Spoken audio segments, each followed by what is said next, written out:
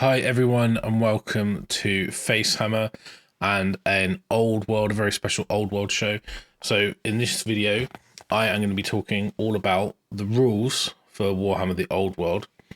And what I've done is I've summarized what I think are some of the key changes and things you need to know, which haven't been really covered in the almanac or make a big difference compared to if you're used to playing 8th edition or older editions of Warhammer. These are the kind of things that make Old World a different game, and I think they're very impactful.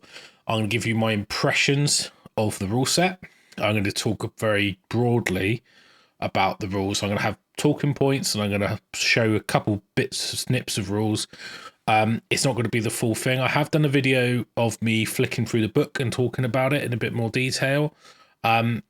Videos that go deep dive into the rules will follow this for how to play, and also for people who want to see more about the magic items and the spell laws and what's good and what combinations you could do. That will come later. That's going to be a separate set of videos. So this video is really my impressions of the rule set, my opinions, and what I think you need to know if you're getting into the old world and you're used to playing old Warhammer games, or maybe you're not, but things that will catch people out and I think will be missed on the first read through. Games Workshop sent me this. Well, they sent me quite a lot of old world stuff, but this was in one of the box sets. I've had it about 2 weeks now. So I've been reading it and trying to sort of digest it.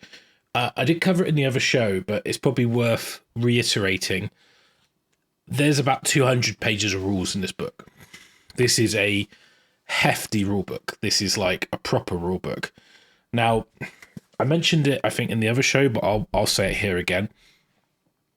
It's comprehensive. And what I mean by that is it's reference pages in sections you need to know if you need to go look something up. So actually, it does have a logical order. It does have an index, which really helps you look up the rules. It is logical the way it's laid out. I play a lot of different games, and obviously GW books are normally pretty good how they're read. This one I think is the best version of Warhammer I've ever read. It oozes passion is probably the way I would describe it. The people behind this really care, and it comes through in the rules right in the way it's laid out. And I say that just because it is really, really tight, the rule set. I've looked through trying to find little things you can do, little tricks, little loopholes. There really isn't much. And that's a good thing, because we don't want the game to deteriorate into that. Now, people who've played old Warhammer will know about railroading. They'll know about fanatic slingshots, all this sort of stuff. That's all gone. And they've done it in a way that's quite elegant, I think. For a game as complicated in terms of odd situations that can occur as Warhammer is, or was, I should say, and is going to be again, this really is a great rule set. And I'm just saying that because I'm very excited about the old world, and I've been waiting for Warhammer to come back. But even then, I'm not disappointed. It sort of exceeded my expectations. Anyway, let's get into it. I've got some slides. We're going to talk through what I think are the key things you need to know about Warhammer the Old World's rules in terms of the differences. So let's go. So I'm going to talk about these items in not in super detail, but probably I'm going to cover them in this way. And its movement is the number one thing. And it always was in Warhammer. Movement now is even more important. And I think the problem is that there is a lot more restrictions on how you can move, single models in particular, how many times you can pivot those, how you cannot swift reform. There's loads of stuff like that. I'm going to get into that in a minute. So movement is king. It's still king. This is the biggest thing that people who are used to playing old games will get wrong, because they can't do half the movement things you can do in this. So anyway, that's one of the key things. Charging, significantly different. We've obviously seen a lot about the charging in the Almanac articles on Warhammer Community. For me, I was really worried about terrain and how terrain interacted with your charge. That's covered in the rulebook, and it's very elegant, and it takes away a lot of my fears about how you would measure a charge accurately. So I'm really, really pleased when I read that. I was so happy. Armor and weapons now, they're significantly changed. So if people have played the old game will know that strength was your armor modifier. We know about AP, we've seen it. What we don't really know about is the armor save caps and the removal of some of the ways to stack a save. So armor saves are actually going to be a lot lower than what we're used to with 8th edition, when you could have 0, -1 saves on some characters. It's crazy. And some of the magic items that gave you bonuses to save, like the Enchanted Shield, don't do that anymore, so there's even less stacking. That doesn't mean that you're not still tanky, because on the flip side of that, strength doesn't modify armor, so you could be strength 7, but you're not going to be minus, 3 to your armor save, 4 to your armor save, because you need to have an AP weapon that has that. Now, there are weapons that don't give you armor saves, but that's another thing. So we're going to talk about armor and weapons a little bit. Unit types and formations, and this is probably the biggest change in terms of the difference in how the rule's structured. So in the past, you would have fast cavalry rule, a skirmisher rule. In Old World, you have unit types, which change the fundamental things like how many you need in a rank, what rank bonus you can get, how you move a little bit. They give you extra special rules. And you also have formations, so like, close order, open order, skirmish. And the combination of these is going to tell you how your unit will behave on the tabletop. And it's possible to change formation during a game. So you can go from a skirmish unit to a ranked up unit, which is, I think, and I'm not talking about just when you charge or get charged, I mean like as a function as a open order unit, which is effectively a close order unit with more maneuverability. And I'll tell you why they are the best. That's the best unit you can get. If you can get that, they're great. They're awesome. Then also to talk a little about war machines. Not in massive detail. They haven't really changed much, but there are little things in there that are kind of exciting from a gameplay point of view, and maybe a experience in the game. And they're not massive in terms of rules, but actually I think the impact on the table is big. So I'm going to talk about that as well. Characters, they function pretty much the same. There are some nuance differences. There are actually, it's the same with war machines really. There are a couple key things which tactically people used to do, which you can't do anymore, which were borderline abusive or maybe didn't fit the theme. And I'll talk about those. Army list building, we've seen the Grand Army List of Bretonia, we've seen the article all about army list building. What wasn't really clear was things like allies and mercs. So I'm going to cover those.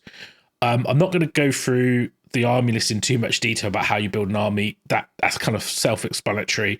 I will give you my thoughts on that as well.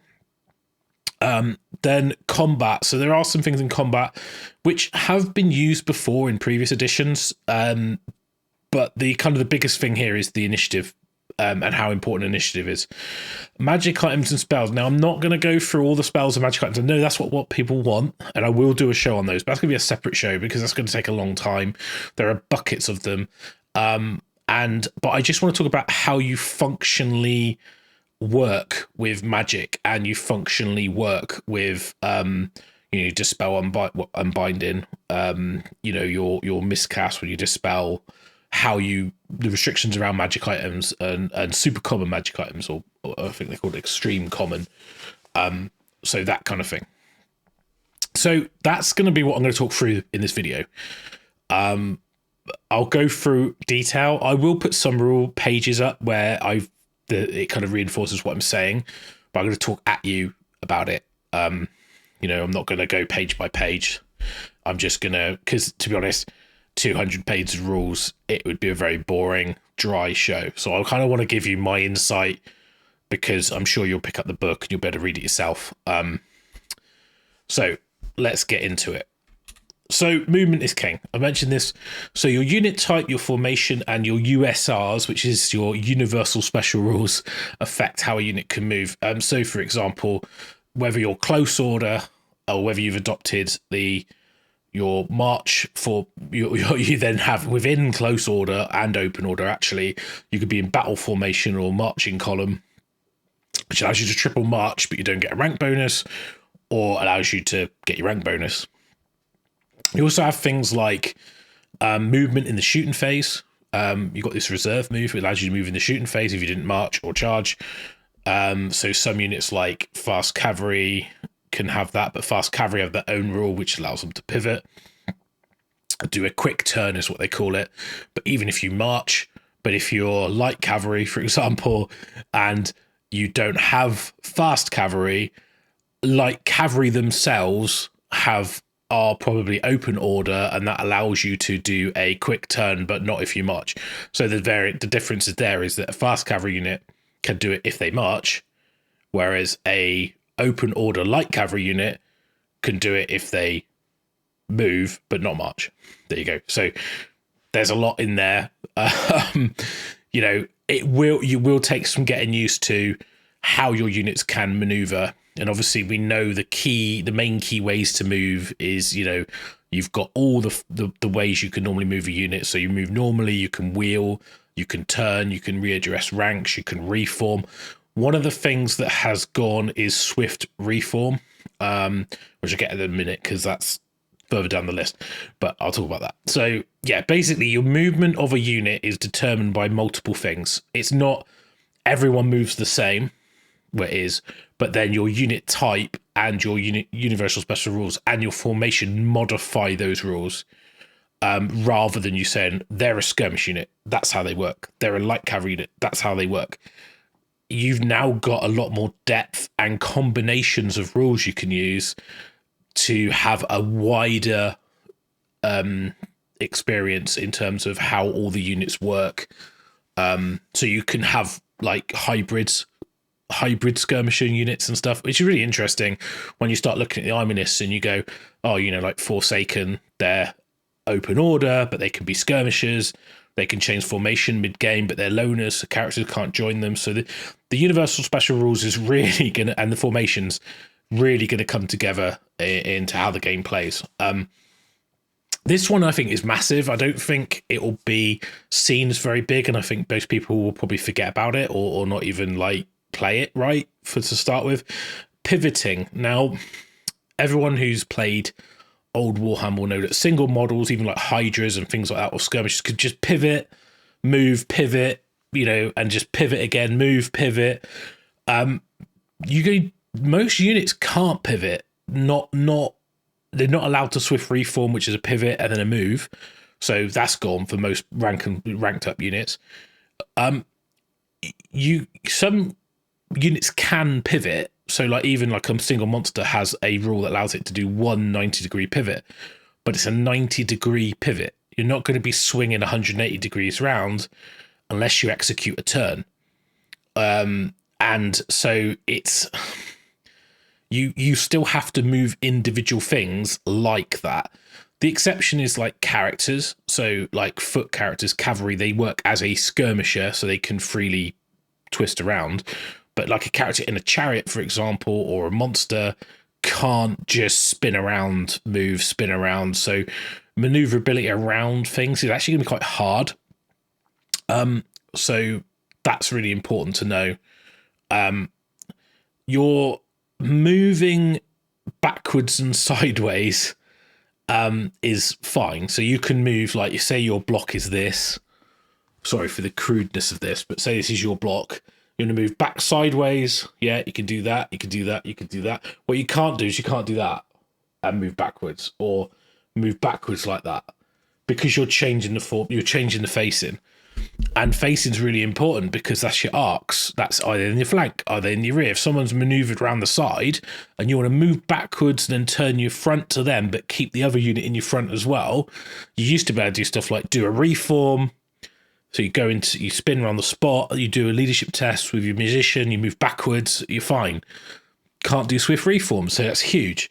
So basically, where you've moved, like where you've moved your unit, it's pretty hard to back up without and change your facing. So if you outmaneuver someone, you're going to be able to take advantage, whereas before it was quite hard to do that. So I think that's great. You've also got that more armies can take skirmishes and ambushes and detachments.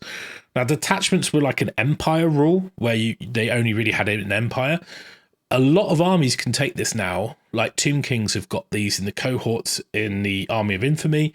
You've also got like, I'm looking at Tomb Kings in a little bit more detail. So you've got things like skeleton light cavalry can be skirmishers. You can take skirmishing bowmen or skirmishing skeleton warriors. You can also have something called chariot runners, which is amazing. And there's more universal special rules for movement. So Swift Stride, it was there before, but it's changed slightly because charging's different, which we'll talk about in a minute because we'll talk about charges as the next item. So like reserve move is a move in the shooting phase. So some units can like move, shoot, then move again. So you might be able to move, shoot something, and then move past it and change your facing so you're not even looking at them. Especially your fast cavalry or your open order, so you can get to do that pivot and stuff. So fast cavalry are going to be, with bows and stuff, are going to be quite good because you'll be able to move, shoot, then move out the way so they can't even see you. But you're still getting to do your shooting where you want it to be. And you'll better move up into short range, shoot, move away. Obviously not so important for Tomb Kings, you always hit on a 5, but you know, that's a thing. So I think that's really cool. And Chariot Runners... And you know, what is a chariot runner? So chariot runners is chariots can draw line of sight and move through a chariot running unit if they're in a skirmish formation. So I've been looking at the Tomb King list and I'm looking at the light cavalry and they can be skirmished. So you've got light cavalry and they've got like, I think they get like an advanced move. They've got scout. They've got loads of movement rules, which is great. What you can do with your chariots is that skirmish unit can be in front of the chariots. Now they can't charge through them. So they block the opponent, but my chariots can charge through them. So I can declare a charge and move through my light cavalry. So I can use my light cavalry to block. They either charge the light cavalry and the way skirmishes work, where you have to charge the closest model. You can do shenanigans with that. I'm going to do a separate video on that later once I've played a few games and I've checked that everything's kosher, what I'm doing, and obviously FAQs will drop and things like that. But anyway, so they charge that unit, it ranks up to them. Then your chariots are sat there waiting to counter charge or to, you know, if they overrun, then you can charge them. So it allows you to get the drop on them. Obviously, like things like cavalry can then get something called a counter charge. Well, let's talk about charging now. But, you know, so all I'm basically saying is there's loads of universal special rules, and I will do a show go through every single universal special rule as a show on its own. And that gives you loads of options for your units, in particular, like just how you deploy your unit, because you can deploy them if they've got multiple formation rules in different ways. So you can, there's a lot more options to a unit. Doesn't always function the same way because it depends on how it's deployed, and the fact that you can change your formation mid-game with a reform is pretty amazing. So we talked about march order. We've seen that allows infantry blocks to move, and then we've got some universal special rules allow formation changes, like drilled allows you to change your formation before you move. So you could, for example, be in marching column, move up, know you're not in danger, then the next turn you could change your readdress your ranks for free and then move. So you can't charge, but you could, you know, it allows you to get there but also reposition slightly if you want to. The other thing which maybe people go, what are you talking about, railroading, what's that? So there was a bit of a weird thing in the old game where you couldn't move within an inch. It's actually off the bottom of the screen there. Let me just move that up slightly. So you couldn't move within an inch. And what that meant was if you put a model to the side of something, they couldn't turn that way because as soon as they pivot, they would be within an inch. So they had to move in a straight line. And that was called railroading because you're on a rail track, so you go in a straight line. So you could use like eagles and stuff. You'd be outside their arc of sight. And you could be on the side, and it's well, you have to go straight forward and clear the eagle, then turn. So you could really, and then they might not have the movement to go that far, and then you do it again, and then you just move the thing. But in the book, this book, you can go within an inch when you move, as long as you do not finish within an inch. And the same with the table edge. The table edge, you can pivot off the table edge and move back on, as long as you finish on the table. So the edge of the battlefield isn't the edge of the world, basically. I think that's even what they call the rule, like not the edge of the world or something like that. So basically, they've tried to make it that you still got the inch rule, but it's only at the end of the move, and you still can't move through things, obviously, but it gives you enough wiggle room to do a little bit of maneuvering. So, and it does talk about players coming to an agreement that it's not unfair on the other person. I think that kind of, those rules really broke the immersion of Warhammer. They didn't feel like a battle game. It felt a little bit, I don't want to use the word like, yeah, I think it just didn't feel like you were playing a war game. It felt like you were playing like a mechanic rather than the battle. And I think that these sort of things changing are great. There's a lot of this within the book, and I think that's a great thing. So that's movement, obviously quite high level, what I've talked about. So we're charging. I can't remember which edition.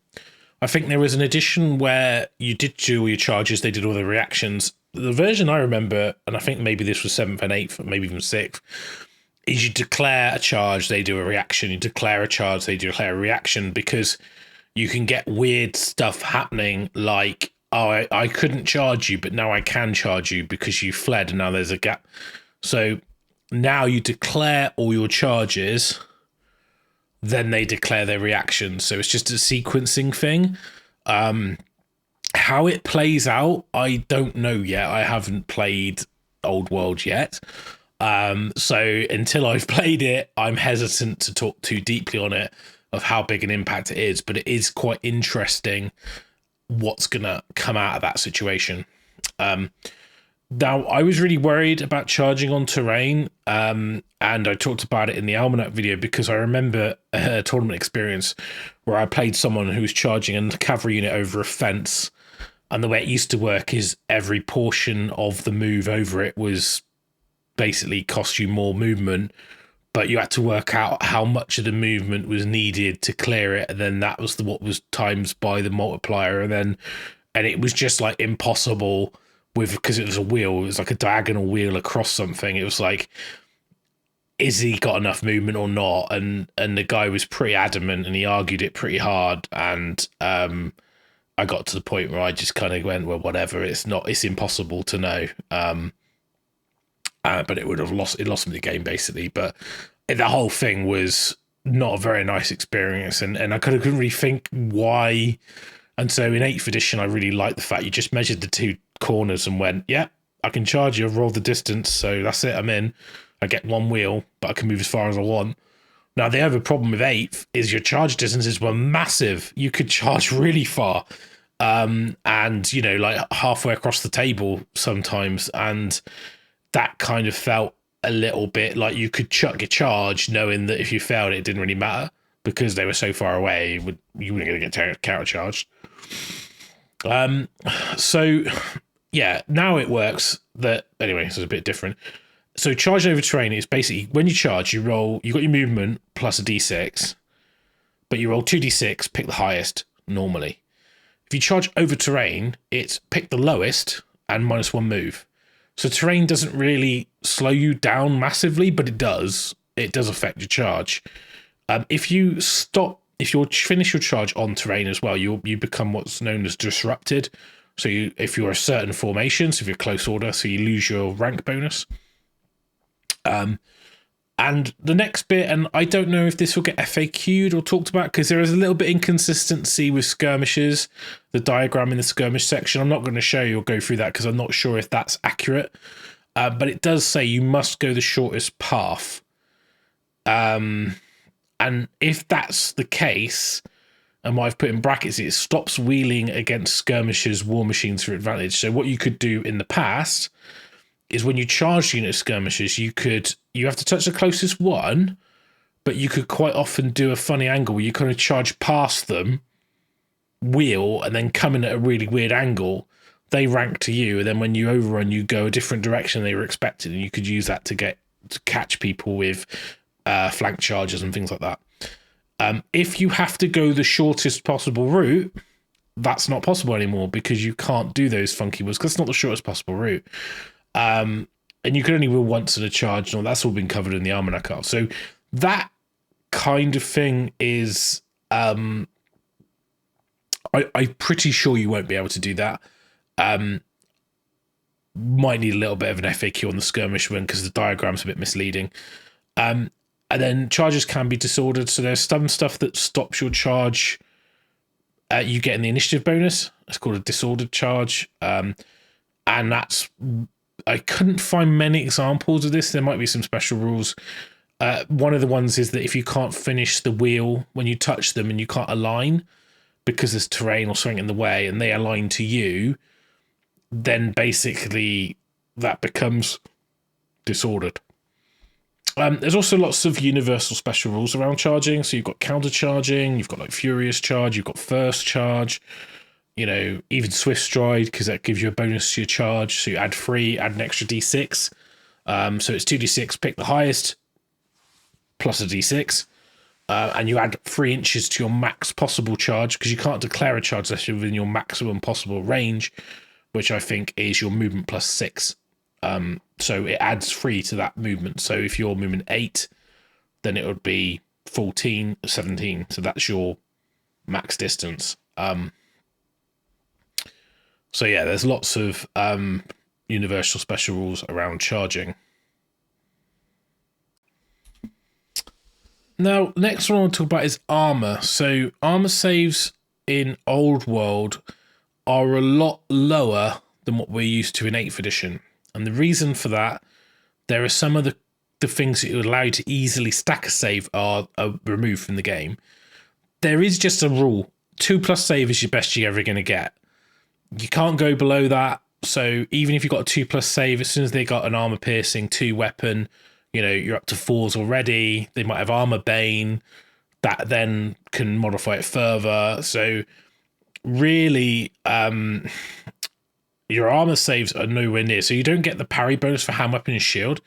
So it actually means that other weapons are viable or more viable. So things like halberds, spears, they're going to be more sought after. That's normally where they cost more points. In the old version, it was weird because you paid more points for these weapons on your infantry, but actually they were worse than having the save because your infantry, what we call the anvil unit, that you wanted to blunt the charge on and then counter. So a lot of the units, like, you know, you didn't want to take spears because you didn't get the parry bonus. Now you don't get a parry bonus, suddenly that's irrelevant. So the spear gives you additional bonuses, so you're probably going to take the spear, but you've got to pay for it, which makes sense. Things like the enchanted shield used to be +2 save. It doesn't do that anymore. It gives you a 6-up ward. So there are lots of things that used to give you a save. Like I think even armor of silvered steel was a 1+ save in 8. It's now a 2+ save on modifier. Or, you know, we can't modify it by stacking other things. You don't get a bonus for being mounted. So in the old rules, you'll be like, I've got light armor, I've got a shield, I'm mounted, I've got a 4-up save. Now, your light armor and a shield are mounted, you're a 5-up save, still a 5-up save. You can get the armored hide rule on the mount. So, for example, Necropolis Knights have got armored hide 1. So they've got light armor and a shield, and armored hide 1. They've got a 4-up armor save. So if they had heavy armor, they would have a 3-up save, etc., etc. So I did also notice, and I mentioned it when I did the overview of the Ravening Hordes book, that Chaos Warriors armor is a lot lower because the infantry, normal Chaos Warriors only have heavy armor, they don't have full plate. You can upgrade like Chosen to have full plate, but the Chosen armor rule is a ward. Now I think on reflection, Chaos Warriors will feel very tanky, and Chaos Knights, Chosen Knights in particular, will feel very defensive. I think as well, getting wards and regens, they're additional saves you can take. It's not like 40k where you either take your invulnerable or your armor. You can take your armor save, then your ward save, then your regen save. So you know there are ways to be survivable, but when you roll the dice, there's a good chance you're going to fail a few of these. So light, heavy amounts of attacks will do more, I think, than they used to. And the armor pierce value of weapons is not related to your strength. So you might get bonus to your strength when you with certain weapons, like, you know, great weapons, +2 strength, and -2 armor, but strike last. And you might get those, but the difference is that if you're strength 8 with a great weapon, you're going to be on -6 on your armor save, so maybe that will come out in the wash. I think things will be more in the middle, but I think it's a really good change because, again, it opens up more design space. So like monsters, they've got a rule on the behemoth unit type, which says they've got Thunderstomp, which means they've got armor pierce 2 on all their attacks. So they just have a flat -2. So, you know, there's lots of stuff like that. So I think in 8th edition, it felt like you were either getting a almost invulnerable save or no save. This has kind of brought it into the middle. So I think your dice rolling is going to be a little bit more exciting and a little bit more swingy, because you're going to roll. You know, it's the odds, they kind of tighten that up. So I think that will play really nicely. I think it's a good change. I honestly do think it's a good change. I think the problem we've got in Age of Sigmar at the moment is nothing dies and everything comes back to life, and the game just churns up really badly unless you've like really honed a Mortal Wound, Superstar, Death Star, whatever. This doesn't look like that, and I'm really glad about that. So that's the difference in armor saves and weapons. So I've got some examples here. So this is the armor page. So it says on here that armor, you got light armors are 6, heavy armors are 5, full plates are 4. We know all that. That's all the same. I think there used to be like movement penalties for like some of the armor. That's gone. It says your max armor value is a 2+. Nothing can go better than that. And anyone who doesn't have any armors can have a 7+ because obviously you might have some ways to improve it. So, you know, like a spell or something like that, you know. There is a mention about unusual armor, which some armies have. You know, Chaos armor is a good example, which allows wizards to cast with magic as well as giving you a ward save, depending on what level you are, what that ward is. And then you've got, you know, additional equipment. So, you know, shield and barding, you know, they mention. So it still says never more than a 2+. And it says shield, you know, ornate, friendly, decorated thing, whatever. Armor save by 1. A light armor as a 6+, could carry a shield, it'd be a 5+. If you use a weapon that uses 2 hands, you can't use a shield. Nothing in there talks about parry. So with a hand weapon, that's not there. It's not under the hand weapon bit either. And then you got barding, so again by 1, but nothing about being mounted here. And then wizards can't cast or dispel if they wear armor. Doesn't include barding because that's worn by the horse, not by the wizard, unless you've got a magical horse. So, you know, it's all standard stuff. It's all there.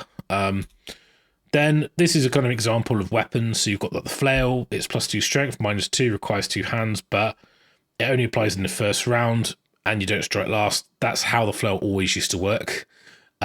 Great weapon is got armor bane, strike last, and armor bane's that if you roll the 6, you get extra armor pierce. The halberd I think is good, because again, it's strength +1, -1, armor bane, requires 2 hands, but you don't strike last. There are special halberds, like the high elves have got like special weapons for you know, your White Lions, your Sword Masters, and your Phoenix Guard. And the Hammers have got basically a great weapon that doesn't strike last, so they're really, really good. In the Dwarf army, there's loads of nice special weapons. You've got like Kopeshes in, you know, Tomb Kings. So there's lots of other faction specific weapons, which is a pretty cool idea. I like that. So let's get on to characters. So one of the big things, and I can't see where you can do this, because it talks about joining units and leaving units, but this is you only leave it in the remaining moves phase. Now in 8th edition, there was a whole section about charging a character out of a unit and the unit not charging. That's gone. And actually, I'm really glad about that, because what you could do is have a unit to protect your character, and they could like slingshot out of the unit. You even had weird things where you could have characters in like the 2nd rank that could charge out, and they had a different arc of sight, and then you could catch people out if they moved out of the arc of the unit, but they were in the arc of the character. Loads of weirdness like that. You know, the unit might be in your front arc, but the character within the unit's in your side arc, and all this kind of stuff. I honestly, I'm glad it's gone, and I hope it's definitely gone. There are some rules to protect lone heroes. So a hero on a cavalry or on foot is what they call a lone hero. I think that's the rule they use. And you get stuff like look out, sir. You get to evade if you get overran into, like if a unit like pursues into you, you get to take an initiative test to jump out the way, basically. And you also can't be targeted if you're not the closest thing, and if you're within 3 of a unit, which I think it's got user strength of 5, the same unit type as you. Another thing which was a bit unusual is when a character joins a unit, at least half the models in the front rank have to be rank and file. So if you've got a 5 frontage, you might have 3 models in the command group, and you've got 2 characters. So you've got 2 characters in the corners. You couldn't, for example, join 4 characters into that unit and only have the champion at the front. It was actually quite a common trick to do with like Plague Bearers, where you had 2 demonic mount heroes and you could only kill the unit champion. So when you charged the unit, you had to hit the characters or the unit champion, but you couldn't kill the unit. So it kept their rank bonus, kept their outnumber. That's gone because you can't do that anymore, which is cool. And you also can't form a unit of characters. So a character can't join a character, for example. The unit and all the rules you're used to are there. There's a load of rules to explain how it works, but basically you're not doing weird stuff like you're moving at the speed of the unit. You're not getting to double move. Like you can't move the unit, then move the character out, you know, all that kind of stuff. You have to move the character out first, then the unit. You can't, you know, move multiple times by joining and leapfrogging and stuff like that. So all that's kind of cleared up and it's all kind of obvious stuff. The other thing with characters, you get a combined profile with certain mounts. So in older editions of Warhammer, you'd like randomize the hits. You might hit the mount, you might hit the rider, you could kill the mount and the rider would fall to the ground and then they would become a character on foot. And then you know, it was all kinds of jank. This one, you just combine profiles. So for example, if you're on like the Bone Dragon, you get plus wounds, plus, you know, plus save, and you know, plus toughness. So your Lich Priest that's on it isn't a Lich Priest to kill with shooting, it's the Dragon and the Lich Priest combined, which means that he can actually withstand some shooting. I think the War Sphinx can get to 8 wounds. It's really crazy, which is, you know, quite survivable when there aren't many D6 damage things, because even cannons have been reduced down to D3 or D3 plus 1. Which is one of the things I'll talk about when I get to War Machines. So yeah, characters got combined profiles with mounts. It simplifies a lot. Your unit type as well, I should mention, is your, depending on your mount. So if you're on a chariot, a heavy chariot, your unit type is heavy chariot, which will give you certain rules, which changes how you move and what units you can join and things like that. So we'll talk about unit types as well. So this is the target and lone characters thing. So it's basically, you see the diagram here, there's this 3-inch bubble around these foot heroes, and it says unit A wants to shoot at characters 1 and 2. They're both within 3 inches of friendly unit, but character 3 is not. So despite being within 3 of a friendly unit, character 2 is the closest. Therefore, you can shoot at 2 or 3. So this unit's that character's safe. This one and this one isn't. And it says shooting all enemy spells. So it has to count as 5 or more models of the same troop type of the character, either infantry or cavalry, unless the lone character is the closest target. So, you know, pretty straightforward stuff.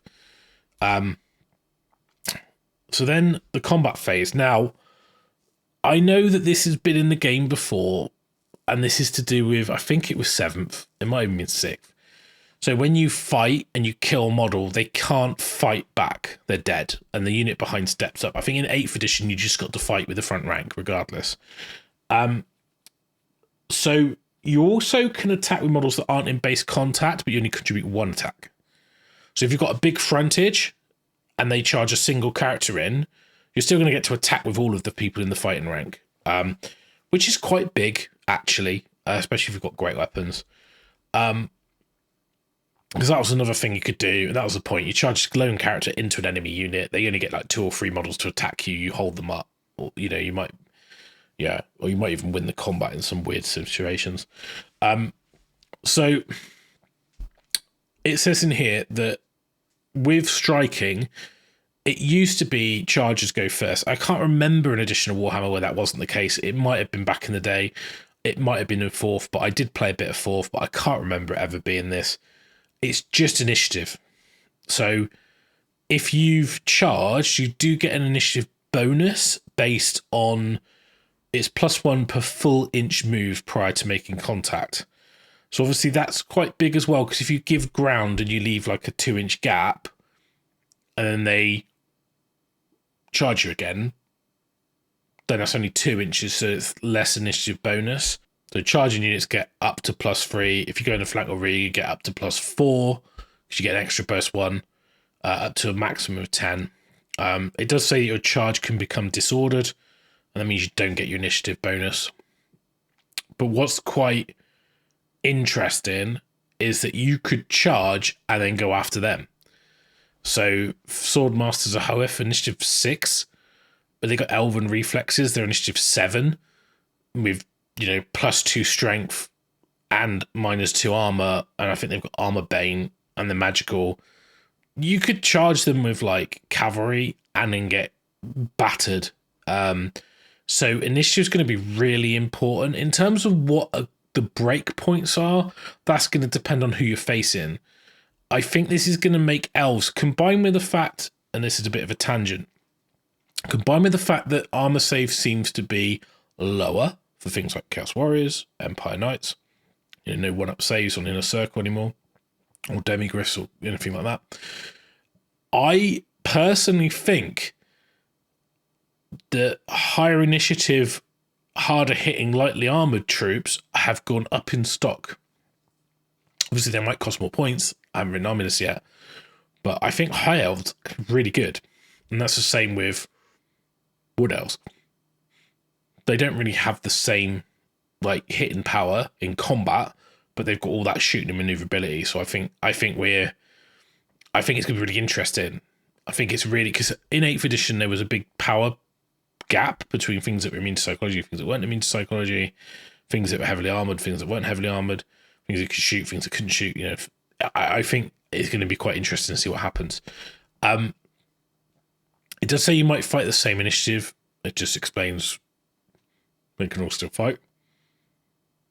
But it does say that if you die, you can't fight. So that's quite interesting, because like obviously that means that you could not even get a chance to swing. So again, I think initiative is super important. I know that's not a massive change. Like I know that was there before, and I know, but the initiative I think is a big change. It makes things like impact hits as well like quite good, because they go initiative 10, strike first, so they go really first. Yeah, so I'm really excited to see what I could do with Tomb King Chariots. I think they're going to be really good. So mentioned it a few times, but I'm going to go through it now, and that's troop types and formations. So troop types are in this list. So you've got infantry, cavalry, chariots, monsters, war machines, but you've got subtypes. So you've got regular infantry, heavy infantry, monstrous infantry, swarms. So it tells you how many models you need for a rank. So, for example, heavy infantry, you need 4 models. Regular infantry, you need 5 models. So there was, back in the day, I think it was 7th edition, you needed 4, then 8th edition, you needed 5. They've kind of said, well, actually, depending on your troop type, depends on what it is. And so this is the normal infantry I'm talking about. I know Monstrous was always free, but it's also giving you a maximum rank bonus of +2. That used to be +3. However, there is a universal special rule called Horde, which gives you +1. So if you've got like goblins or skeletons, they've got the Horde rule, you can get +3 maximum rank. So it depends on the unit. So again, it's a clever use of universal special rules and troop types to get a level of granularity within those troop types that you wouldn't have had before. So I really like that. You've also got your unit strength, and that determines like flee direction. Do you outnumber? Do you have enough to... the outnumbering comes into quite a few areas of the game. And again, like monsters infantry are unit strength 3. And cavalry, you've got light cavalry, then 5 models per rank. They get a maximum rank bonus of +1. And they have unit strength of 2 per model, so cavalry. Heavy cavalry, models per rank is 4. Max rank bonus +1. And then monsters cavalry is 3 +1, 3. War beasts is 5 +1, 1.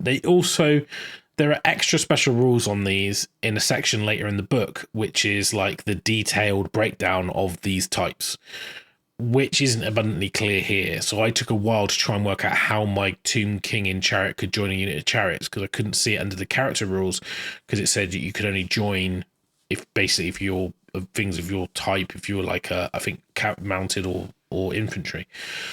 But it's under the Chariot rules, so it's there, it's just somewhere else.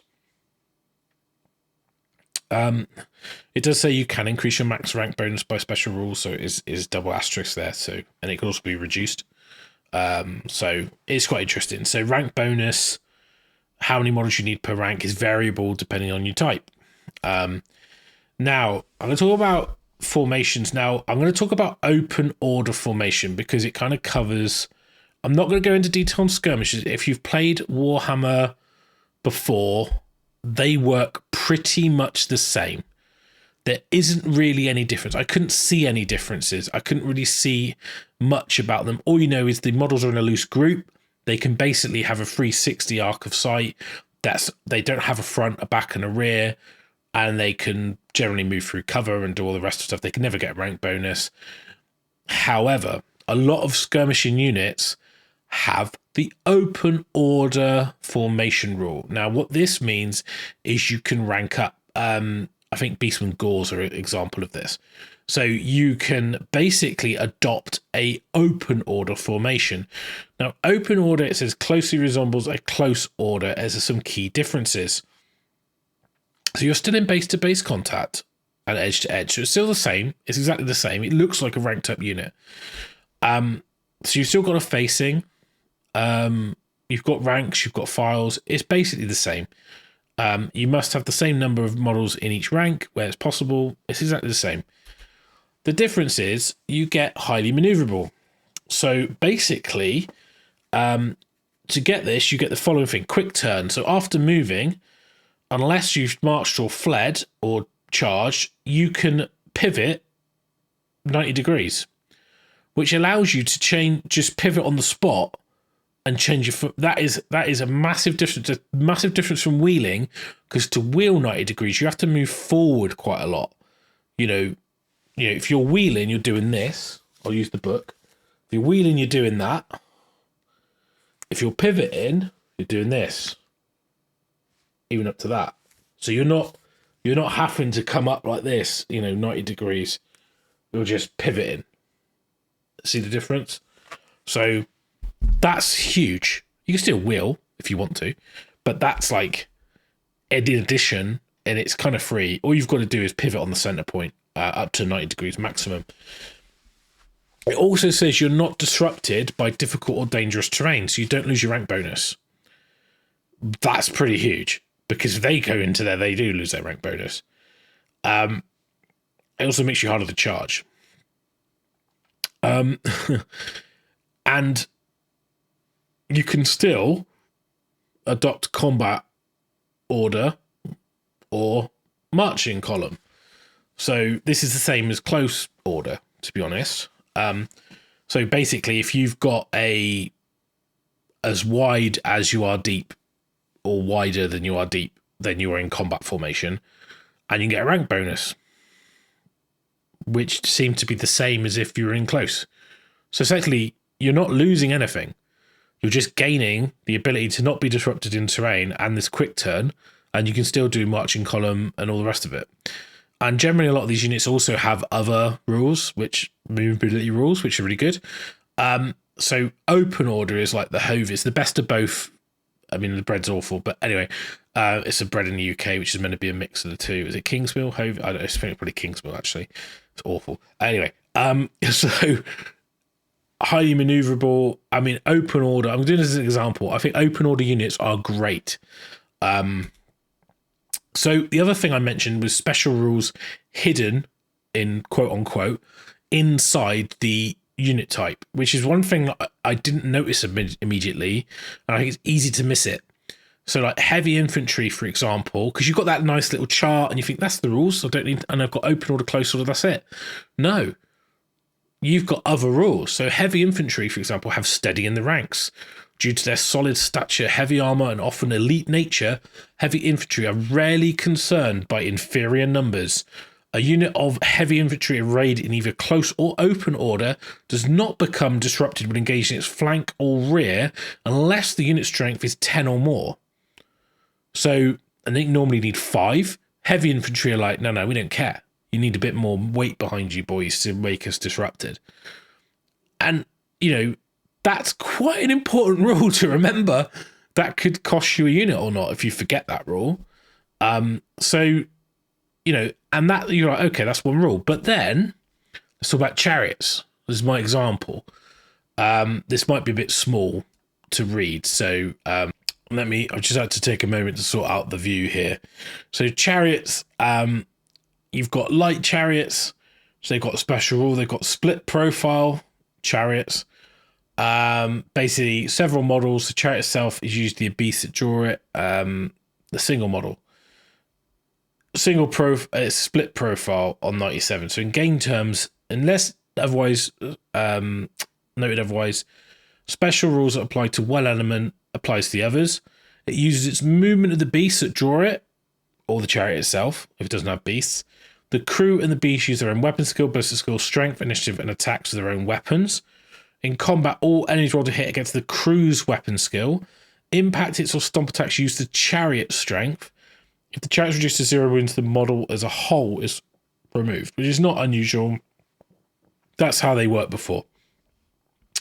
Iron shod wheels. Chariots are not designed for terrain. The model treats all difficult terrain as dangerous and all linear obstacles as impassable. In addition, if this model rolls a 1, it loses D3 wounds. So basically, dangerous is you roll a dice on a 1, you take a wound. Now, churning wheels. A unit with this rule can only be joined by a character that also has this rule. Other characters are unwilling to risk falling beneath the wheel. So that is where it mentions characters joining chariots. So I couldn't see it. I couldn't see it there. And then firing platform, 360-degree arc of sight, and then you've got the rules there. Now, if you look at heavy chariots, it says split profile, see light chariots, page 194. It's there on the next page, but this is a thing in the book I really like. When they refer to something or they mention a term, they actually put a reference on there on the line. So you just go to that page if you want to see it. So you read in the line, okay, 194, go to 194, read it there. So it's like, it's quite organic the way you can flip back and forth. I actually found it quite easy today when I was trying to investigate a few things to navigate the book, which I found good. And the index in the back's really good. Anyway, it's a side note. Scythed wheels. So it basically says impact hits have an armor pierce of -2. So heavy chariots, they've got armor pierce. Lumbering. So this is a rule that says they're not very maneuverable. And it follows all the rules for close order, even as a single model. So you can't do all this stuff. However, you do have a little bit more maneuverability. Therefore, unless you're marching or charging or you fled, you can pivot up to 90 degrees. So there's a 90-degree pivot on the Chariot, even though you're a close order unit. So I was trying to work out, well, how do I pivot with a Chariot? Because it doesn't say, and if they're close order, then you won't get it, and it's under the Chariot rule. So it does say a lumbering model cannot join a unit or be joined by a character. So if you're in a heavy Chariot, you can't join a unit. There is an exception to this, which is like Cetra, because he has a special rule that says he can. So it doesn't mean that you can't have that happen in the game. It just means generally you can't. And again, iron shod wheels, C Chariot's entry, firing platform, C Chariot's entry. And again, it's got there because you can't have ranks because you can't be in a unit. So that's basically everything about troop types I'm going to cover in this video. We'll be doing a video that goes in depth on different troop types. I'll talk about war machines. Now, it won't be a very long segment, this, but war machines kind of work like they did in 8th. They kind of make identical. Like bolt throwers haven't really changed for like editions of Warhammer. They're kind of the same.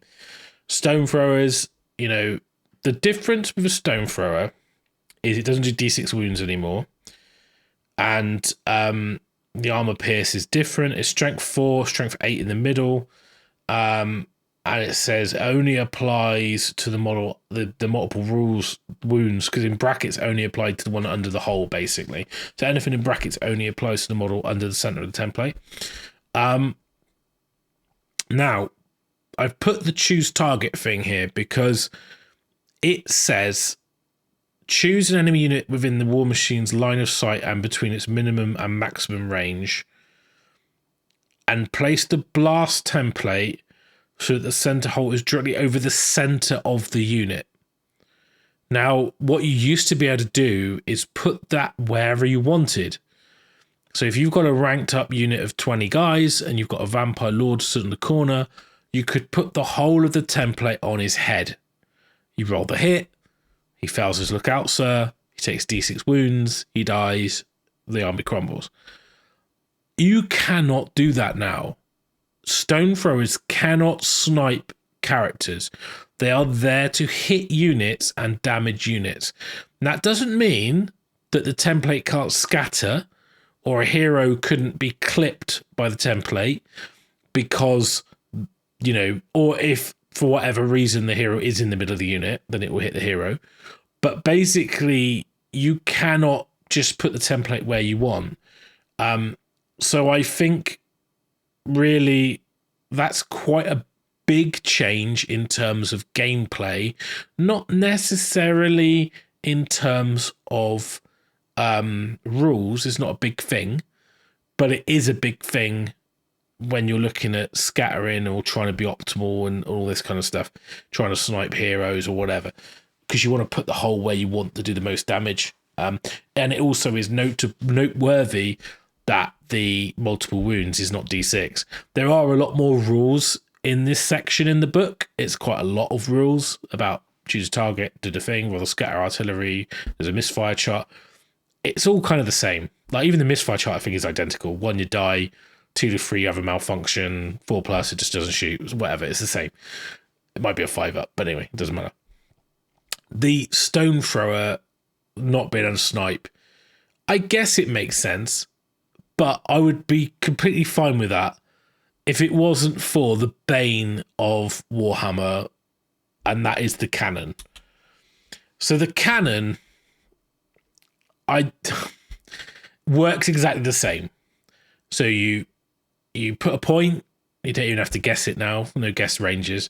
You roll a artillery dice, which is the 2 to 10 the misfire dice that you don't get in the army sets. And that's where it lands. And then you roll it again. That's the bounce. Everything to 2 points gets hit. But you can snipe heroes with cannons. You can aim directly at the hero in the unit. And the famous phrase that if you played any tournament Warhammer was 10 from the back. Because the most optimal place to put your marker is 10 inches back towards your cannon. So the combination of the 2 dice, if it adds up to 10. So if you roll 10 on the first one, you hit him. If you roll a 2, you need an 8 or a 10 on the second dice, but if you roll a 4, you need a... So it basically works out the best odds. You might change it slightly depending on the depth, but that's what you say, of the back of the base. So if you've got a hero who's got a 4-inch base, then that gives you more chances to hit them because it's a bigger range of values that will hit them. But you don't want to go, 8 from the back, because if you roll a 10, you miss. If you're a misfire, you miss. So it's straight away, you want the 2 dice to factor. So 10 from the back of the base. If you're into cannon, whatever you want to hit with it, 10 from the back is generally the best strategy. I'm getting a bit sidetracked. So the cannon is strength 8, strength 10, armor pierce -2, -3. So what's interesting is it does have armor bane, and it does say that it's cannon fire is cumbersome, it's move or shoot, multiple wounds, and it uses the cannon fire special rule, and it uses the black powder misfire chart. So D3 +1 wounds isn't that bad. It used to be D6, so it's actually less likely to kill heroes and stuff. You do get lookout, sir. People can push you out the way, so that's still a thing. Now, there is one thing that's interesting. Under the unit types, behemoths have a rule that says that if they're hit by a cannonball, it stops. Or it might be under the cannon. But basically, monsters and behemoths block cannonballs. So they get hit by it, they take the damage, but the ball doesn't carry on going. Because it's hitting a big, substantial, chunky boy, it gets stopped. So you can actually screen your characters with monsters. Like, say if you've got your Hierophant, you don't want him dying. Playing against Empire or Dwarves, they've got 3 cannons, whatever. You're like, okay, I'm going to put my War Sphinx sideways and I'm going to sit between the cannons and my hero, and you can hit the War Sphinx. Until you kill that, you're not hitting the hero. Might seem a bit silly, but if you lose your Hierophant, you're screwed. So anyway, to stop that. The other thing people used to always take was the Charmed Shield magic item. The Charmed Shield is no longer a 2-up ignore the first hit. It is I think it's a reroll 1 armor save or something like that. Anyway, so it's swings and roundabouts. Cannons are going to be very impactful. They always were. I think there's even a little flavor text in one of the sections which says solve any problem can be solved with a cannon. It's generally true in Warhammer. They are a bane of my undead life. I even played games where I sat my vampire behind a hill because I just didn't want to risk him getting shot. And it's a 1 in 6 chance he fails to look out, sir. But if you fail it and he dies, you're pretty much game over. So that's a bit on War Machines. There's a lot of rules about how they work in terms of they can't charge, they can't pursue, wounds, shooting goes against the machine, combat goes against the... There's a load of rules. They've got a unit type. There's a load of bunch of rules. You can read that for yourself when you get there. It's fine. So army list. So we've seen army list, grand army list inside the Almanac articles. So there isn't really much here that's different. You get your grand army. So it's a default army composition for each faction. And then some of those lists will say 0 to 1, or you need 1+ of this. You've got percentages. And then you've got Army of Infamy, and they generally like move the percentages or the requirements and remove some units, add new units. And they're themed. Like, so we've seen that the Bretonnians have the sort of the Exiled Knights, or you've got the Crusaders, or you've got the Mortuary Cult with Tomb Kings, or the Royal Army, etc. So they've got their own theme. So Tomb Guard Chariots are a thing. In the Mortuary Cult, you can take Venerable Ushabti, things like that. And then our Grand Army list generally can have Army of Infamy allies. So I'm going to talk about allies because we haven't really seen the restrictions around those or how they work. Same with mercenaries, and it's in here. So I'm going to cover that in a minute. But basically, you have your characters, your core, your special, your rare. Now, I mentioned it before that in the past, you had slots, so 3 or 4 rare, and depending on the points limit, they went up. 1 Lord, max 3 heroes. But in the older version, it was percentages. And then this is kind of a mix of the two, and I quite like it because you can say, well, you can't have more than 1 Chaos Lord because he wouldn't have a rival, or you must have a Tomb King and you must have a Hierophant, unless you're playing Mortuary Cult. But anyway, or whatever. But you basically say, like, you can force people into choices without blanket restricting Lord choices, which is what they used to be. And you can get a lot of flavor in army list composition. And I think it's really clever that the armies of infamy kind of mess around with that and come up with their own like quirky differences. Like you might be able to spend 33% on rare. Like I think the errantry list is 33% rare, so you can take more Grail Knights. Great if you love Grail Knights, and who doesn't? So yeah, I mean it's really clever. I mean, that's not new. If you've been following the articles, you know this already. It's not news. Detachments, this is another thing. So when you make an army list, some units have got this special rule which allows them to have detachments. And this works like the old Empire rules back in the day. So they're deployed at the same time. They're assigned to a unit. They can use their leadership, that they're affected by their psychology, and they can do a supporting action, which is supporting fire, so you can basically stand and shoot, or you can support charge. Now, the reason I mention this is you kind of make this at list design level, and what's quite important is obviously you can disrupt formations as they charge you, because you can counter charge them in the side, or you can stand and shoot. So quite interesting. So I think Tomb Kings can take these in like the cohorts, Royal Army and things like that. So I really like that. So it's just, I just put it in there because it's in the core rules. It's in your army list design. There you go. So next is mercenaries. So mercenaries are, you know, kind of units that they're kind of paid off. You know, they're like, you know, we'll pay you, come and fight. Before the game, you've got to roll a d6. On a 2+, the transaction, they're happy. They're being paid. They're there. On a 1, you've got to roll on the misbehaving mercenaries chart. So they might have had a heavy night drinking, and it says that they smell bad, and they get stupidity, or they get +1 to their test if they've already got it. So they might turn up drunk. You get what you pay for.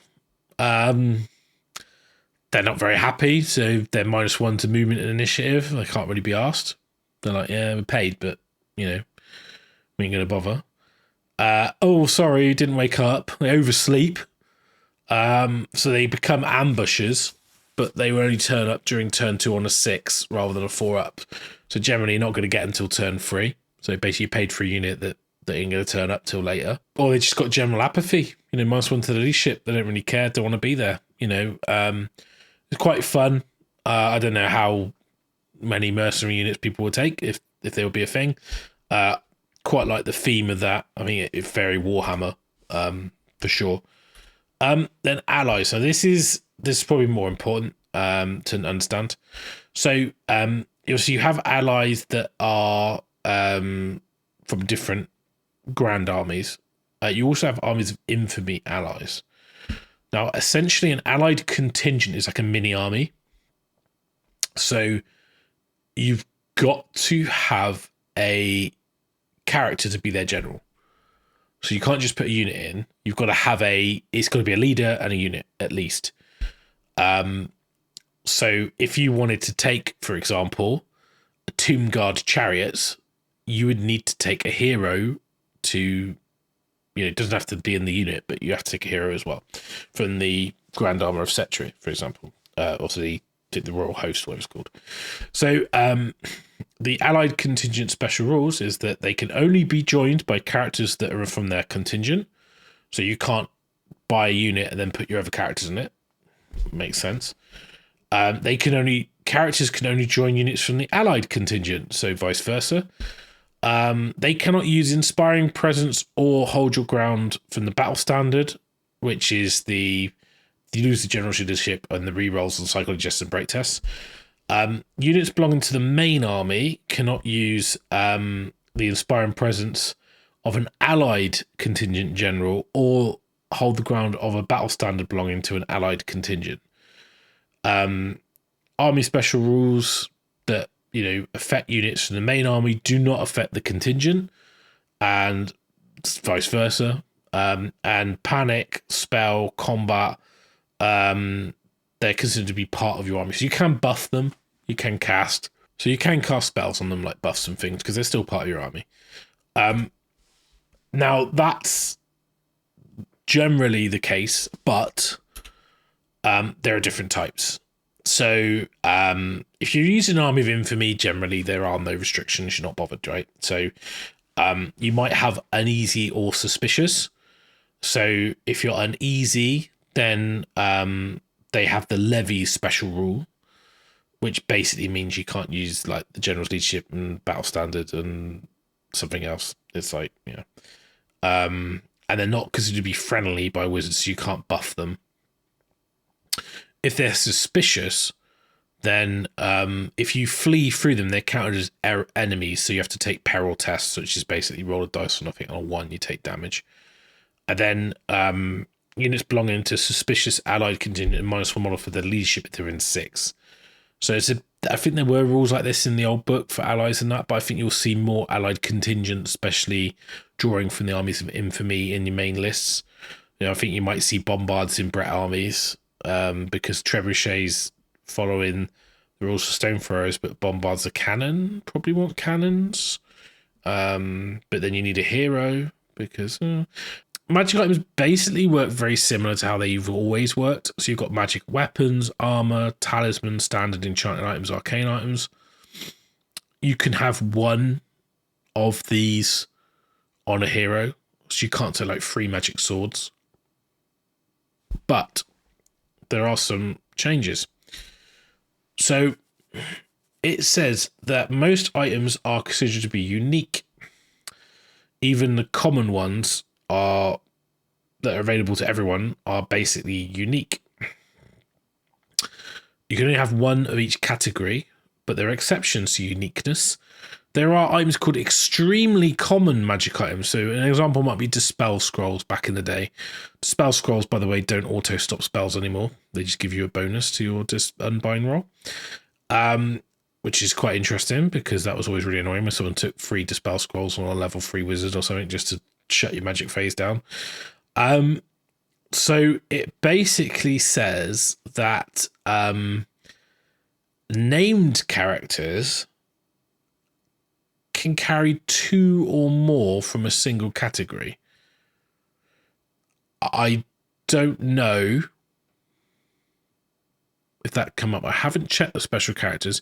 I just assumed they couldn't take magic items, so I might have to go and have a look. And there's extremely common magic items. So basically things like the Sword of Might might be like common. So multiple people can have it. I think the Orc and Goblin have got like troll hide trousers, so everyone can have troll hide trousers. A magic item marked with an asterisk is considered to be extremely common. So there's no limit how many duplicates you can include in an army, or even how many duplicates a character can carry beyond the limit of how many points a character can spend on a magic item. So you could have, like, for example, 3 Dispel Scrolls on 1 character because it's extremely common. There are single-use magic items. It's kind of obvious. Use it. That's done. And they're just talking about name. Doesn't really matter. Oh, there you go. There's the little... I know I saw it somewhere. There are no problems which cannot be solved with canon. There you go. Makes perfect sense. So that's it, really. I haven't got anything on the spells. The only thing I would touch on is for magic. I'll talk about it. It's covered extensively in the almanac. We've talked about it. So magic is hugely different. Now, I'm going to do my own show, another show on magic, just on its own, and go through all the laws. But magic itself you can cast spells. You add your level, so you roll 2d6, add your magic level. Magic resistance makes it harder if you target and stuff, and they don't have your own phase, so you cast magic in either the command phase, the movement phase, the combat phase, you know, so depending on what type, or the shooting phase, depending on what type of spell it is. One of the things that was really interesting for me, so you've got your main laws in the rulebook, like War Magic, for example, and they have a signature spell. So you roll your dice and you go, I got these 2 spells, I can swap one for the signature. Now, there are additional spells, and I didn't know how it worked with Tomb Kings, because you had like 3 indications, and I was like, how do they work? Incantations with, what, necromancy do you take? But there's no law in Nakara. The way it works is that you can swap to your signature spell from the law of necromancy, for example, or you can take one of the Tomb King specific spells instead of that signature. So you could take, I'm law of necromancy, roll 2 dice. I don't like that spell. I'm going to swap it out for desiccation or Jeff's Curse Blades or whatever you want, or incantation of Desert Wind, I think is the other one you've got. So basically, it's quite clever because the main magic laws are there, and then all you're doing is adding new signatures in. So if you're playing Warriors of Chaos, then your Mark of Chaos will determine which signature spell you swap to. So if you're a Mark of Zinch, you will get Blue Fire of Zinch if you want to take it. So you could take Dark Magic, for example, or Demology, roll on it and go, actually, I'm going to swap this spell out and take Blue Fire. Actually, I like those 2 spells. I'll keep those. I'm not going to touch Blue Fire. So there's no law of Zinch. There's no law of Nurgle. There are just extra signature spells that you can swap to, and you still take the core common magic laws, which I think is quite clever, and it's quite a good way of doing it. One thing I will talk about is Remains in Play. I haven't got a slide for this, but basically Remains in Play spells used to stop you. You kind of had to like hold them, and that was it. Now, when you cast a Remains in Play spell, you can still cast other spells, and all that happens is that later on they can try and stop it, but it doesn't. If you cast that spell again, then you almost like cancel it and cast it again. But if you don't cast that spell, it just stays on, and they can get rid of it in their go. But basically, Remains in Play is a little bit different. The other thing I want to talk about is the unbinding or dispelling. I don't call it unbinding because that's Age of Sigmar whoop-de, isn't it? And basically, your dispel is range dependent. It's 18 inches if you're a level 1, level 2, or 24 inches if you're level 3, level 4. Now, you can only dispel a Remains in Play spell if you're within range of the wizard that cast it, not the unit it's on. So if you cast a Remains in Play hex on an enemy unit and your wizard runs away, they have to get to the wizard to get rid of that magic, because the wizard's kind of going, and they have to go to the wizard. Now, the other thing, which is quite funny, is you can miscast, or what they call outclassed in the art, if you try and unbind, dispel. Unbinding is is when you roll a double 6. If you try and dispel a spell and you roll a double 1, you actually miscast being outclassed in the art. You roll on the miscast chart. So you could have a dwarf that blows up, which I think is amazing. Now, one of the things that is Dimensional Cascade is still there. It's still the big pie plate comes down. But what's really important about Dimensional Cascade, your wizard doesn't have a 50-50 chance of dying. Yeah, he takes damage, but he doesn't die. He doesn't instantly die. So the miscast chart isn't that impactful in the game. Like, I remember a game when Manfred von Karlstein cast Pit of Shade's last spell of the game, miscast. I think he even he misfired the thing and dropped it on him and failed his initiative test. But anyway, misfired, and and that's the other thing. The spells like Final Trans, Dwellers Below, they don't just instantly kill things. They're they're impactful, the spells. They do things. They make a big impact in the game, but they're not game ending. It's not like, oh, I got an irresistible force, this spell, it won me the game. Which is great, because although they were cool stories, sometimes, you have a laugh. So do you hear what happened to the Gut Star when he dropped the Maw on his head and they all fell down the hole? And you're like, yeah, great. The magic spells are not that game ending. They are still destructive and they are still very good. I think some of the spells are amazing. I know some of the Brett ones look really good because it affects the whole unit that you're in. So some of those buffs can be really good, and you know, I've got a whole, I'll do a whole show going through all the spell lords and all the spells and what I think of them. So I didn't want to, I've kind of a limited time coming to this weekend. So I mean, just for me to read it all and digest it and understand it, it takes time. With the holiday season, it's been a little bit difficult. Hopefully this video has given you a really good oversight of Warhammer the Old World. It's been a bit of a long one, so thank you very much for sticking with me. If you've stuck with me this long. So thank you very much for sticking with me if you stuck with me this long. This is just an overview of my thoughts of the big things that are in this book that you need to know about. Again, I'm really appreciative that I got sent a copy. I will say there will be more content coming out on the channel. I will be doing faction reviews where I go through all the units, their special rules, some example army lists, particularly around Tomb Kings and Bretts to start, but I will get to all the factions from Ravening Hordes and Forces of Fantasy. And they did mention it in the previews that they would be PDFs dropping for other factions. I'll cover that too. I think, just to reiterate the beginning of the video, if you're still here, thank you very much for sticking with me. I think this is the best version of Warhammer that's been released. I really, really believe that all these little changes add up to a really great gaming experience. And I think the tactical depth of this game is just staggering, really, when you look at all the stuff you can do and all the options you have. I'm really excited to get on the journey of discovery of finding out what is great, what's good, how to use things effectively, and the challenge of having Tomb Kings with some restrictions of stuff you can't do is kind of exciting as well. So yeah, I hope you are excited as I am. I will be doing a series where I go through the rules in depth for each phase as kind of how to play. I've also got some ideas to do some videos around tactical play, using some of these little tricks and tips.